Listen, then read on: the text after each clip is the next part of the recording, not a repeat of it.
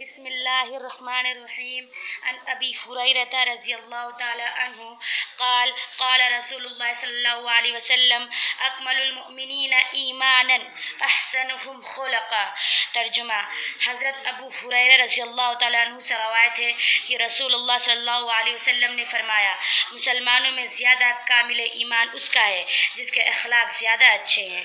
تشریح، مطلب یہ ہے کہ کمال ایمان کا انحصار حسن اخلاق پر ہے، بس اخلاق میں جو جتنا بلند ہوگا اسی قدر اس کا ایمان کامل ہوگا، یا اس کو یوں کہہ لیجئے، حسن اخلاق میں کمال ایمان کا لازمی نتیجہ اور ثمرہ ہے، لہذا جس شخص کا ایمان جتنا کامل ہوگا اسی نسبت سے اس کے اخلاق بلند ہوں گے۔